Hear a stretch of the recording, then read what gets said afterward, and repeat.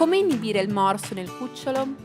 Se anche tu hai un cucciolo che tende a utilizzare molto la bocca per relazionarsi con te o con i tuoi amici e i tuoi parenti, sappi che questo è il video che fa proprio il caso tuo. Molti cuccioli in effetti utilizzano tantissimo la bocca per relazionarsi, per esplorare tutto ciò che li circonda. Questo spesso è legato al fatto che non hanno ricevuto magari una corretta educazione da parte dei propri genitori. In effetti la mamma in particolar modo può intervenire nelle fasi molto precoci di vita del cucciolo, in particolar modo nelle prime 8 settimane, proprio per insegnargli a non utilizzare la bocca, se non quando naturalmente è necessario per, ad esempio, per difendersi, mangiare o anche esplorare, ma senza mai eccedere in questo tipo di reazione. Infatti quello che spesso si può osservare nel cucciolo è un comportamento un po' estremizzato, cioè utilizzare spesso la bocca per esempio afferrare le mani del proprietario, la maglia, il pantalone, le scarpe, per giocare continuamente con il proprietario anziché dedicarsi a delle attività diverse, utilizza sempre la presa. Questo in effetti è un comportamento che, dicevamo, la mamma inibisce, cioè insegna al cucciolo a non utilizzarlo proprio perché è controproducente poi in quella che è la convivenza all'interno di un gruppo. E soprattutto perché, diventando adulti, quel comportamento potrebbe essere interpretato come un atteggiamento minaccioso. Quindi è bene regolarlo e inibirlo, fare in modo che sia presentato dal cucciolo proprio solo quando è strettamente necessario.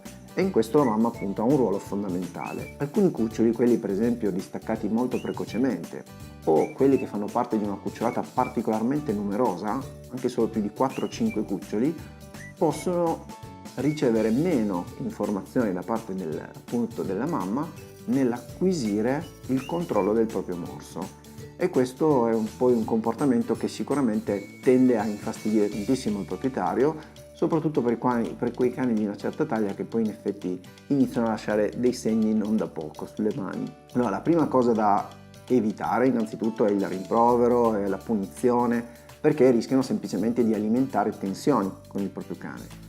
Quello che si può sicuramente proporre al cane è un'alternativa.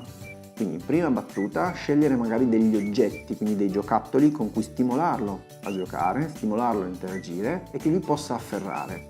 E nel momento in cui dal giocattolo passa alla nostra mano, ecco che una reazione anche solo di dolore, di fastidio, come può essere il classico "aia", ci potrebbe aiutare a passare al cucciolo un'informazione, e cioè che ogni volta che lui inizia questa presa, noi non siamo più disponibili a interagire con lui e a giocare con lui. Questo, se lo ripetiamo in diverse occasioni nell'arco della stessa giornata e poi in più giornate, farà sì che il cucciolo inizi a comprendere che è bene utilizzare quella presa in altre occasioni, non per interagire con il proprietario e non per giocare con il proprietario, ok? Quindi è importante, più che dirgli no e di non fare questa cosa qui, proporgli un'alternativa e nello stesso tempo, quando lui sbaglierà, perché all'inizio sbaglierà ancora, sottrarre la mano oppure sottrarci completamente al gioco con lui, addirittura allontanandoci per qualche secondo, e magari nel momento in cui avrà afferrato la mano proprio anche un piccolo suono di dolore, un piccolo lamento che gli faccia notare quanto siamo rimasti infastiditi, ok?